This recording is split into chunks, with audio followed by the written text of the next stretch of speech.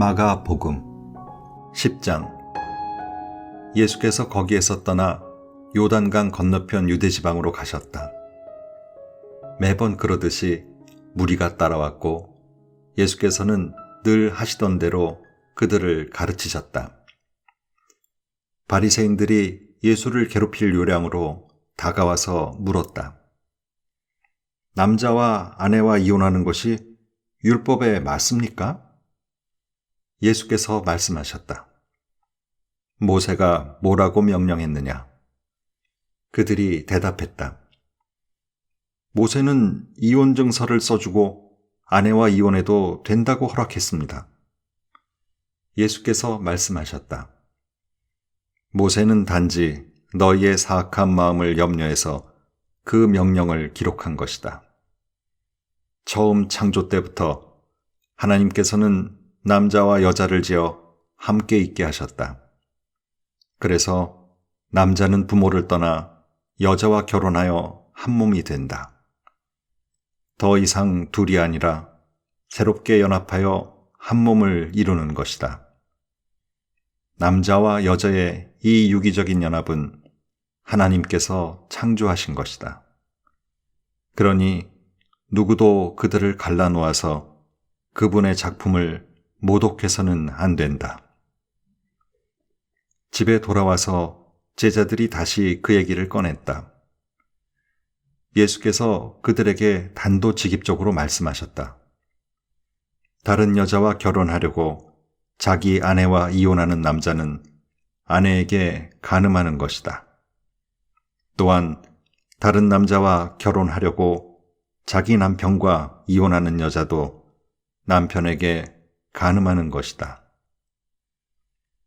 사람들이 예수께서 만져주시기를 바라며 그분께 아이들을 데려왔다. 하지만 제자들이 그들을 쫓아냈다. 예수께서 노하시며 제자들에게 말씀하셨다. 이 아이들을 쫓아내지 마라. 절대로 아이들과 나 사이에 끼어서 방해하지 마라. 천국의 삶에는 이 아이들이 중심에 있다. 명심하여라. 너희가 하나님 나라를 아이처럼 단순하게 받아들이지 않으면 절대로 그 나라에 들어갈 수 없다. 그러고 나서 예수께서 아이들을 품에 안으시고 손을 얹어 축복하셨다. 예수께서 길을 나서는데 한 사람이 달려와서 정중하게 그분을 맞으며 물었다.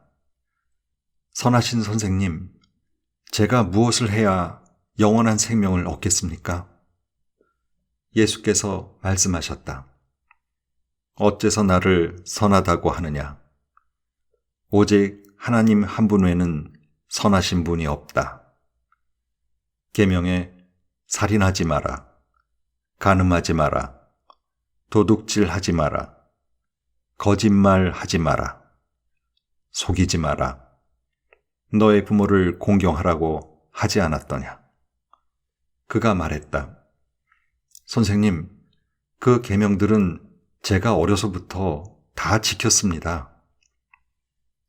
예수께서 그의 눈을 주목하여 보시더니 그를 사랑스럽게 여기셨다. 예수께서 말씀하셨다. 하나 남은 것이 있다. 가서 너의 가진 것을 다 팔아서 가난한 사람들에게 주어라. 그러면 너의 모든 부가 하늘에 쌓아두는 부가 될 것이다. 그런 다음 와서 나를 따라라. 그 사람의 얼굴이 어두워졌다. 그가 전혀 예상치 못했던 말이어서 그는 무거운 마음으로 예수를 떠나갔다. 그는 많은 것을 움켜쥐고 있었고 그것을 놓을 마음이 없었다. 예수께서 제자들을 보며 말씀하셨다. 많이 가진 사람이 하나님 나라에 들어가는 것이 얼마나 어려운지 아느냐. 제자들은 들으면서도 그 말이 믿어지지 않았다. 예수께서 계속해서 말씀하셨다. 얼마나 어려운지 너희는 상상도 못할 것이다.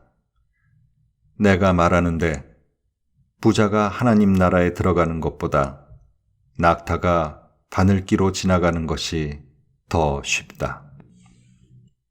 그 말에 제자들이 크게 당황했다.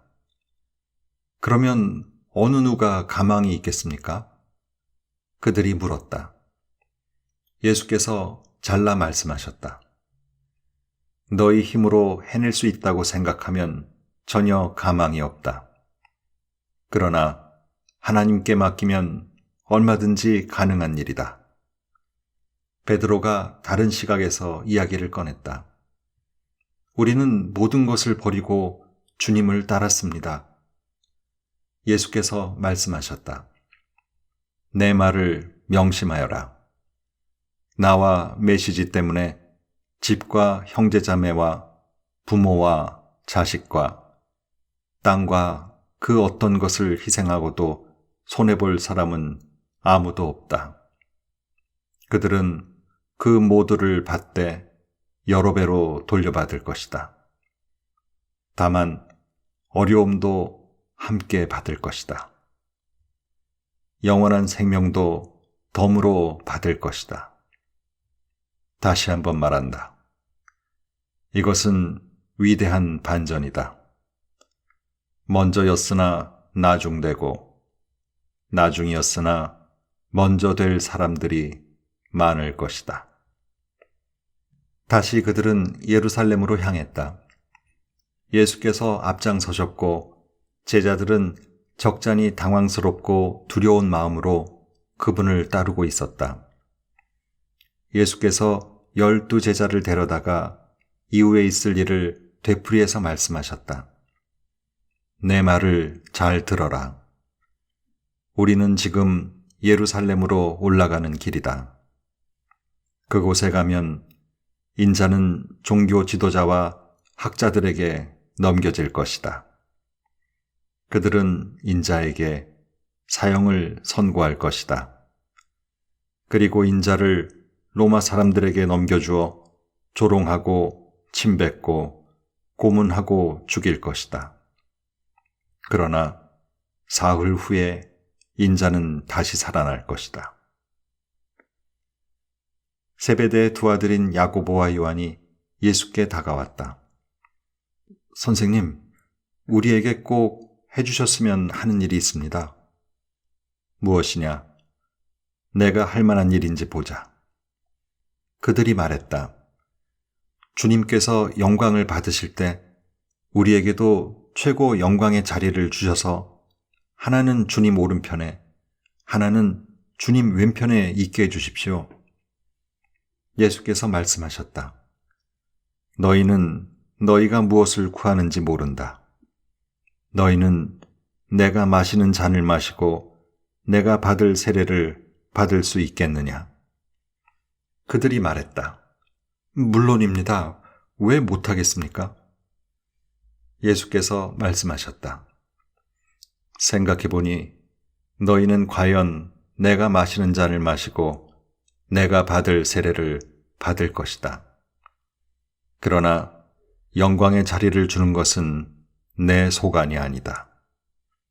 그것과 관련해서는 다른 조치가 있을 것이다. 다른 10 제자가 이 대화를 듣고 야고보와 요한에게 분통을 터뜨렸다. 예수께서 그들을 불러놓고 바로잡아 주셨다. 하나님을 모르는 통치자들이 얼마나 위세를 부리는지, 사람들이 작은 권력이라도 얻으면 거기에 얼마나 빨리 취하는지 너희는 보았다. 너희는 그래서는 안 된다. 누구든지 크고자 하면 섬기는 사람이 되어야 한다. 너희 가운데 누구든지 첫째가 되고자 하면 먼저 종이 되어야 한다. 인자가 한 일이 바로 그것이다. 인자는 섬김을 받으러 온 것이 아니라 섬기러 왔다. 포로로 사로잡힌 많은 사람들을 살리기 위해 자기 목숨을 내어주려고 왔다. 그들은 여리고에서 얼마 동안 머물렀다.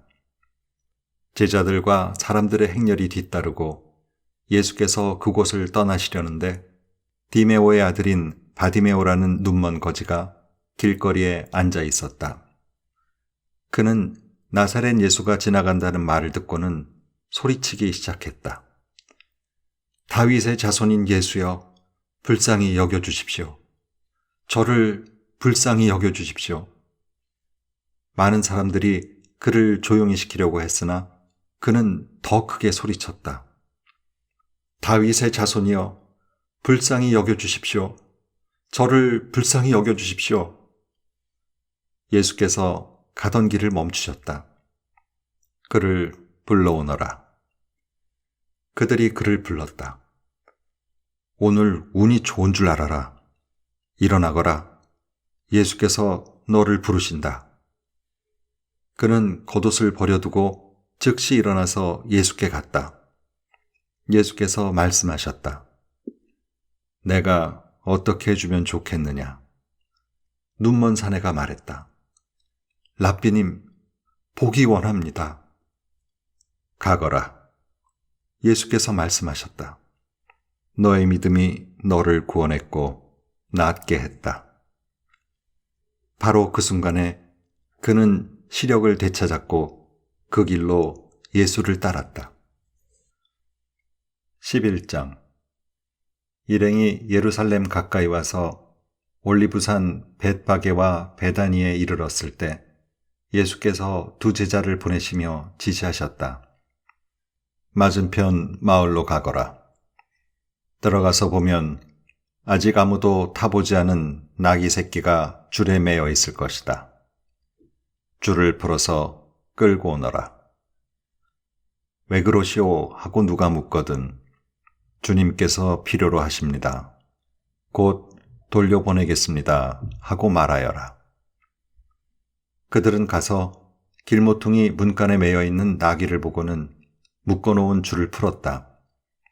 거기 서 있던 사람들 중 몇 사람이 말했다. 그 나귀 새끼의 줄은 왜 푸는 것이오?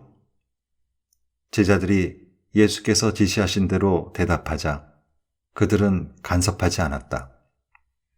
제자들이 나귀 새끼를 예수께로 끌고 와서 그 위에 겉옷을 펴자 예수께서 올라타셨다. 사람들이 예수를 열렬히 환영했다. 길 위에 자기 겉옷을 펴는 사람도 있었고 들에서 배우온 풀을 까는 사람도 있었다. 그들은 앞에서 걷고 뒤에서 따르며 소리쳤다. 호산나, 복되다 하나님의 이름으로 오시는 이여. 복되다 장차올 우리 조상 다윗의 나라여. 하늘 가장 높은 곳에서 호산나. 예수께서 예루살렘에 이르러 곧 성전에 들어가셨다. 예수께서는 성전을 둘러보시며 모든 것을 마음에 두셨다. 그러나 이미 시간이 늦어 12 제자와 함께 베다니로 돌아가셨다. 이튿날 그들이 베다니를 나설 때에 예수께서 배가 고프셨다. 그분은 저만치 떨어져 있는 곳에 있는 잎이 무성한 무화과 나무 한 그루를 보셨다. 예수께서 혹시 아침기니가 될 만한 것이 있을까 하여 다가가셨지만 무화과 잎사귀밖에 없었다. 아직 무화과철이 아니었다. 예수께서 나무에게 말씀하셨다. 다시는 아무도 내게서 열매를 먹지 못할 것이다.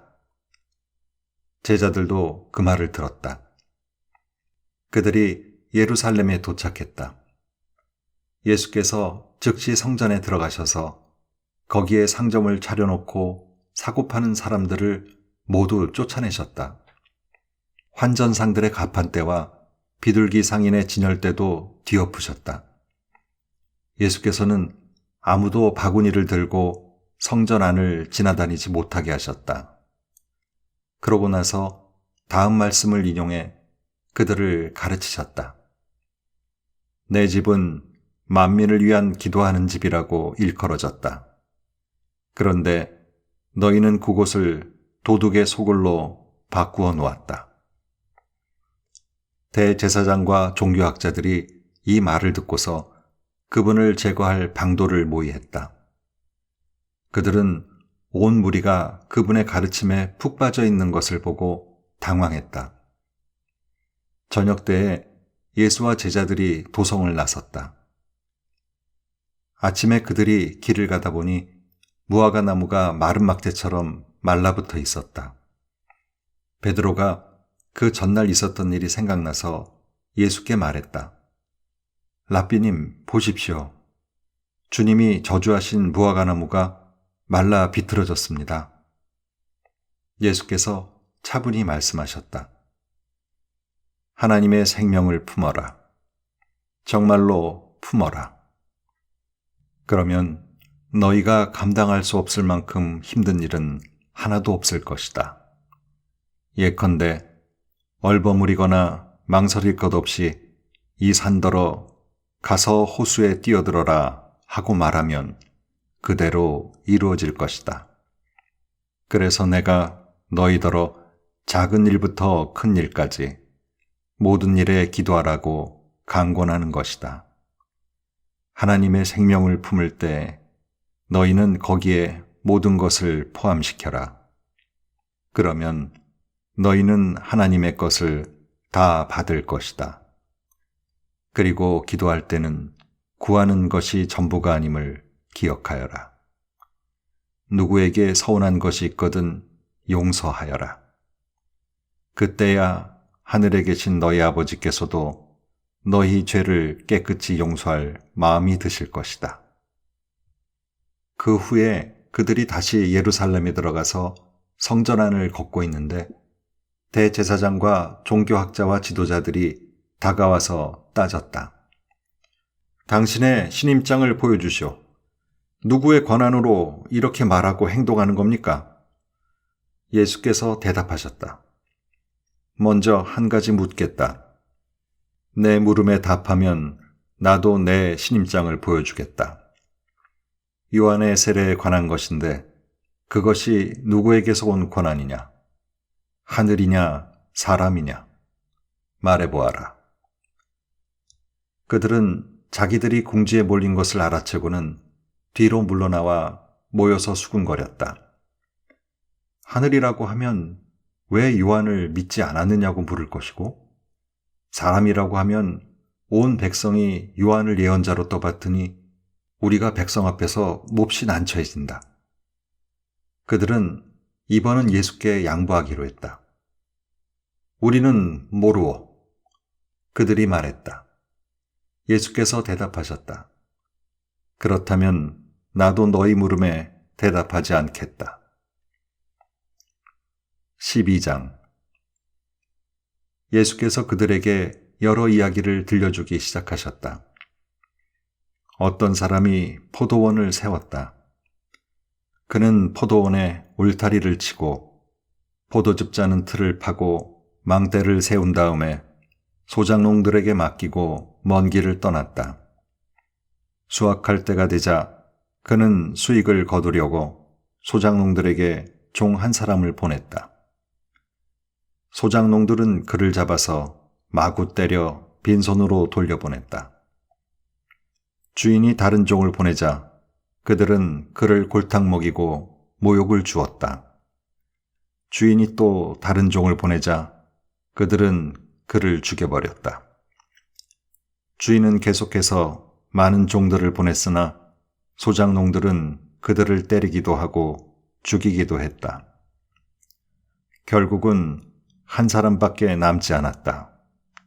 사랑하는 아들이었다.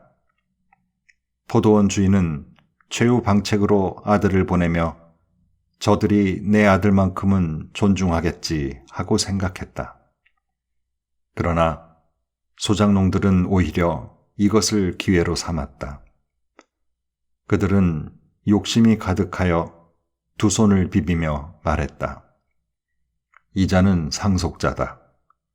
그를 죽이고 우리가 재산을 다 차지하자. 그들은 그 아들을 잡아 죽여서 울타리 밖으로 내던졌다. 너희 생각에는 포도원 주인이 어떻게 할 것 같으냐? 맞다. 그가 와서 그들을 다 없애버릴 것이다. 그리고 포도원 관리는 다른 사람들에게 맡길 것이다. 너희가 성경을 직접 읽어보아라. 석공들이 내버린 돌이 이제 모퉁이 돌이 되었다. 이것은 하나님께서 행하신 일, 눈을 씻고 보아도 신기할 따름이다. 대제사장과 종교학자와 지도자들은 당장 예수를 잡고 싶었으나 여론이 두려워 참았다. 그들은 그 이야기를 자기들을 두고 한 것임을 알았다. 그들은 서둘러 그 자리를 떠났다. 그들은 예수를 그들의 올무에 걸리게 하려고 바리새인과 헤롯의 당원 몇을 그분께 보냈다. 뭔가 책 잡힐 만한 발언을 하게 해서 그분을 잡을 심산이었다. 그들이 와서 말했다. 선생님, 우리가 알기로 당신은 진실하고 여론에 개의치 않으며 배우는 사람들의 비위를 맞추지 않고 하나님의 도를 정확히 가르치십니다. 그러니 우리한테 말해 주십시오. 황제에게 세금을 내는 것이 법에 맞습니까? 맞지 않습니까? 예수께서 그 질문이 계략임을 아시고 말씀하셨다. 왜 나를 속이려고 드느냐? 동전을 가져다가 내게 보여라. 그들이 예수께 동전을 건넸다. 여기 새겨진 얼굴이 누구 얼굴이냐? 그리고 이 위에 있는 것이 누구 이름이냐? 그들이 말했다. 황제입니다. 예수께서 말씀하셨다. 황제의 것은 황제에게 주고 하나님의 것은 하나님께 드려라. 그들은 말문이 막혀 입이 떡 벌어졌다. 부활의 가능성을 일절 부인하는 사두개파 사람 몇이 예수께 다가와서 물었다. 선생님, 모세는 기록하기를 남자가 자식 없이 아내를 두고 죽으면 그 동생이 형수와 결혼해서 자식을 낳아줄 의무가 있다고 했습니다.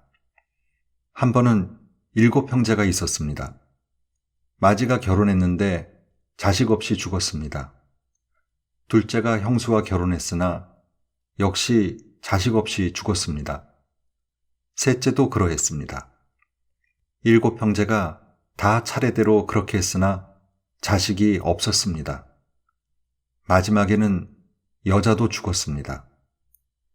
7 형제가 모두 그 여자의 남편이었습니다. 그들이 부활 때에 다시 살아나면 그 여자는 누구의 아내가 됩니까? 예수께서 말씀하셨다. 너희는 크게 잘못 생각하고 있다. 첫째로, 너희는 성경을 모른다. 둘째로, 너희는 하나님께서 일하시는 방식을 모른다. 죽은 사람이 살아난 뒤에는 결혼할 일이 없다. 그때 사람들은 천사들처럼 되어서 하나님과 최고의 기쁨과 친밀감을 나눌 것이다. 그리고 죽은 사람이 다시 살아나는지에 대해서인데 너희는 성경도 읽지 않느냐? 하나님께서는 떨기나무에서 모세에게 나는 아브라함의 하나님, 이삭의 하나님, 야곱의 하나님이다 라고 말씀하셨다. 이었다라고 말씀하지 않으셨다. 살아계신 하나님은 죽은 자의 하나님이 아니라 산 자의 하나님이시다. 너희가 몰라도 한참 모르고 있다. 종교학자 한 사람이 다가왔다. 그는 질문과 대답이 열띠게 오가는 것을 듣고 또 예수께서 예리하게 답하시는 것을 보고 이렇게 질문했다.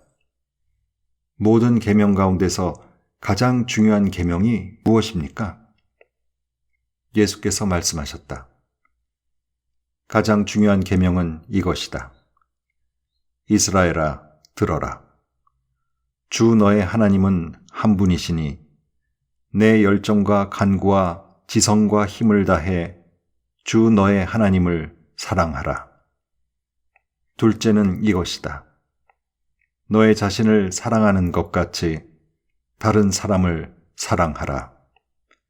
이것에 견줄 만한 다른 계명은 없다. 종교학자가 말했다. 선생님, 훌륭한 답입니다. 하나님은 한 분이시고 다른 이가 없다는 말씀은 아주 명쾌하고 정확합니다. 그리고 열정과 지성과 힘을 다해 그분을 사랑하는 것과 자기 자신을 사랑하는 것 같이 다른 사람을 사랑하는 것은 모두 재물과 희생을 다 합한 것보다도 낫습니다. 예수께서 그의 남다른 통찰력을 보고 말씀하셨다. 네가 하나님 나라 문턱에까지 와 있다. 그 후로는 아무도 그분께 묻는 사람이 없었다. 예수께서 성전에서 가르치시던 중에 물으셨다. 어째서 종교학자들은 메시아가 다윗의 자손이라고 하느냐? 우리가 다 아는 것처럼 다윗은 성령의 감동을 받아 이렇게 말했다. 하나님께서 내 주님께 말씀하셨다. 내가 너의 원수들을 너의 발 아래에 둘 때까지 너는 여기 내 오른편에 앉아 있어라. 다윗이 여기서 메시아를 내 주님이라고 부르는데 메시아가 어떻게 다윗의 자손이 될 수 있느냐? 큰 무리가 즐거이 그 말씀을 들었다. 예수께서 계속 가르치셨다. 종교학자들은 조심하여라.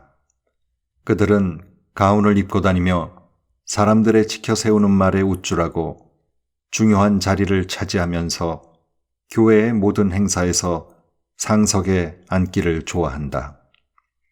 언제나 그들은 연약하고 무력한 사람들을 착취한다. 그들의 기도가 길어질수록 그들의 상태는 더 나빠진다. 마지막에 그들은 그 값을 치르게 될 것이다. 예수께서 헌금함 맞은편에 앉으셔서 사람들이 헌금함에 돈 넣는 것을 보고 계셨다. 많은 부자들이 큰 돈을 바치고 있었다. 그때 한 가난한 과부가 다가와서 작은 동전 2개를 넣었다. 겨우 동전 2개였다. 예수께서 제자들을 불러놓고 말씀하셨다. 과연 이 가난한 과부가 헌금함에 넣는 것이 다른 사람들이 넣는 것을 다 합한 것보다 크다. 다른 사람들은 아깝지 않을 만큼 헌금했지만 이 여자는 자기 형편보다 넘치도록 드렸다. 자신의 전부를 드린 것이다.